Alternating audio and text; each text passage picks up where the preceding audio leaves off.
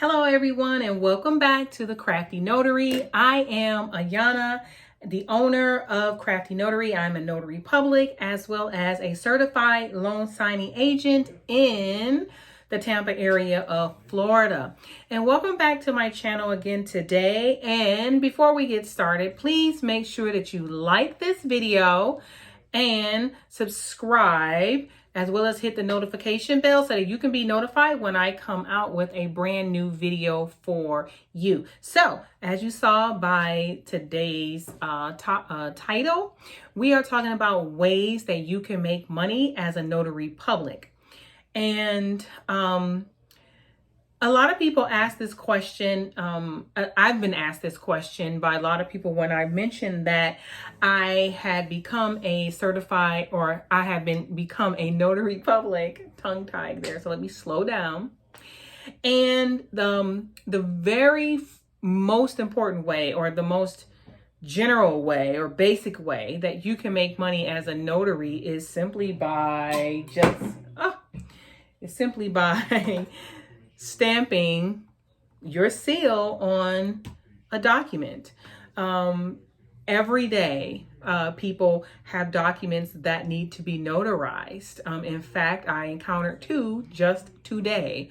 One was a form for a child to play sports, and then the other was a form for someone to transfer a business account. So there are many reasons why a person will need a document notarized. And let me back up a bit. So what does that mean? Like, what does being a notary mean, or what does notarizing a document mean? So a notary is the person who signs and seals the document, either acknowledging that the person understands the document that they signed and that it is in fact their signature, or that they swear under oath that this information is true and correct and that it's their signature. That's called a jurat. And the first type is called the acknowledgement. And those are the two basic types of notary work that you will do as just a regular notary public. And the cost that you can charge, or the fee that you can charge as a notary for those things, vary by state to state. Now, here in the state of Florida, we can charge up to $10 for each document that we notarize. Now, most people don't charge $10 for every document they notarize, and some people may. But it is totally up to you. We also have the option to not charge a fee at all. So, for example, if someone in my neighborhood has a child that needs one of those sports forms signed for school or church, I will not charge a fee for those particular documents if it's for like a nonprofit. However, if it's for anything else, I will charge a fee for that. And the reason why I don't charge for those types of documents, because sometimes doing a thing gets you a thing. And if you do something with service first, then you will be rewarded on the back end with referrals, and people will keep you at top of mind when it's time for them to need another notary. So that's that. So those are the first two ways that you can earn money as a notary public. Now, a notary can do more than just acknowledgments or jurats. They can also certify, or they can also notarize documents that pertain to VIN vehicle identification numbers for dealerships. They can also certify copies as a true copy. They can also do what else? They can also sign I-9 documents. Now, an I-9 document doesn't necessarily require a notary or a notary stamp, but it does require someone to physically review that person's information on their acceptable and valid ID and copy that information to the I-9 form and then sign that. So those are just a couple of other options for general notary work that someone can do. Now, as a notary, in the state of Florida. Now, remember, my channel is all about the state of Florida. I don't know what's going on in other states, but in the state of Florida, you can also act as a wedding officiant. Yes, you can marry people. And by Florida being automatically a destination for weddings, it happens a lot here. Weddings are very popular here because we are full of beaches here in Florida. In fact, I used a service similar to that in order to get married when I got married 6 years ago. So it is definitely a thing. Now, according to what I have read and researched, a notary can charge up to $30 for notarizing or solemnizing a marriage license. I think that's how they word it. Now, and I think, you know what? I believe it's in here. So let's see if I can find it real quick. I know it's in here because I saw it. Yes, marriages. So for solemnizing the rites of matrimony, the notary may not charge more than $30. And that is in the Florida Notary Primer that the NNA, National Notary Association, puts out. And this is under the page that is called Fees for Notary Services, and it's called Maximum Fees. So acknowledgement, certified copy, jurats, those are all up to $10. And then we're talking about marriages. And so marriages are up to $30. Actually verifying a VIN number on a car is up to $20. And then another one they mentioned here, taking inventory of a safe deposit box is $10. So let's get back to weddings. So, so you can charge up to $30 for solemnizing the rites of matrimony, which means performing a wedding. However, I did not pay $30 to get married. No, I did not. So there are other ways around that as a notary in order to make your money doing weddings. And the first way is to become a minister, an ordained minister, which is not that expensive as well. So that's another video. So yeah, you could, another way to make money as a notary is as a wedding officiant. So you can officiate weddings. And another way to make money as a notary is by becoming a loan signing agent. And before I go into that, I do want to go back and mention another thing about general notary work. Now, even though you can only charge up to $10 or $20 or $30 for those general notary acts or notarial acts, you can charge travel fees for your mobile service and coming to those apps, traveling to those services. Geez, I can't get it out today because I'm knocking things over.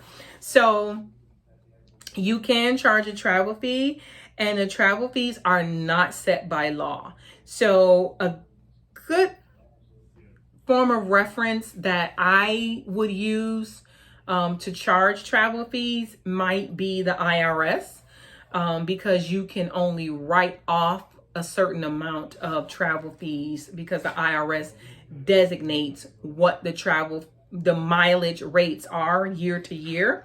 So anything in excess of that, you may or may not be able to write that off. I'm not a tax professional, but as a person who has worked for organizations or agencies that have paid mileage to me personally, it was only up to the amount that the IRS would cover. So that's just something to keep in mind.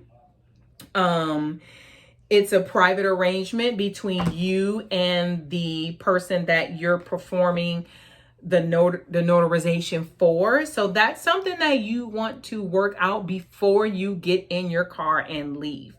So you want to know if they're willing to pay the travel fees for you to travel to them, and you can charge for that. So keep that in mind. If you're not sure about the travel fees, contact a CPA, a tax professional, and they can help you through determining what is the best rate for you. Another thing you can also charge for general notary work is document printing. Sometimes people will email you a document and ask you for you to print that document for them, and you can totally charge them for the cost of your paper, the cost of your printer and your use and your toner use, and for the convenience of you printing it out on your electricity. So keep that in mind as well, that you can charge for that as a notary as well. So yeah, let's move along to loan signing agents. So one of the top ways that notaries are earning money today is by becoming loan signing agents. And in order to become a loan signing agent, you need to go through a company, do the training, and receive a certificate. So there is an exam. I took my class and exam through the National Notary Association, and you have to pass their exam with 80%. And once you do that, you receive a certificate. The other thing is you have to increase your errors and omissions, or your bond, one or the other, to $25,000. I think it's your bond, because I think my errors and omission already was at $25,000 when I purchased it, but my bond was at $7,500. So I increased my bond. So you have to be bonded, you have to be insured in order to become a loan signing agent. Now, how do you make money? That's the tricky part. So there are companies out here that you can sign up with in order to be placed on their distribution list to receive loan signings. I have been approved for one of those companies. It's Signature Closers is the list, and and jobs come through, and you have to act rather quickly in order to get that particular job. Now, that may vary. Let me just get a drink of water before I dive here. All right. Now, that may vary from state to state. I don't know, because again, I only deal in Florida.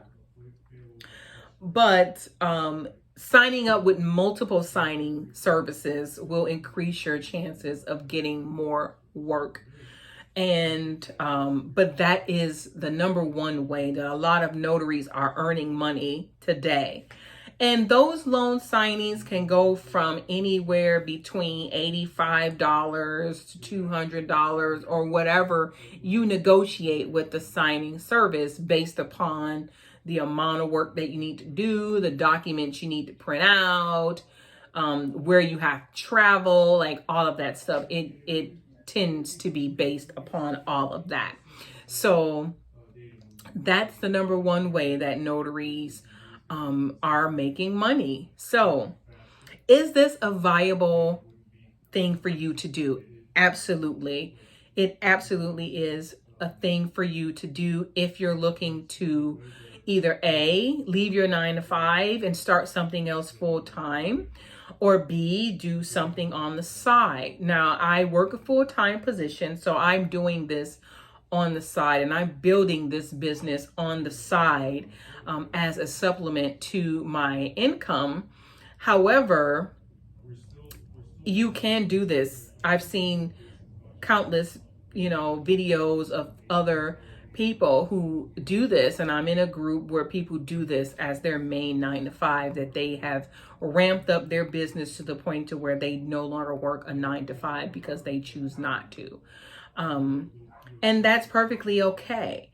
Now, what I will mention about becoming a notary, and more importantly, about becoming a loan signing agent, and I mentioned this in one of my previous video, that this business, starting a business as a notary, or namely a loan signing agent, does require some capital. I won't say it's not the most expensive thing to get into.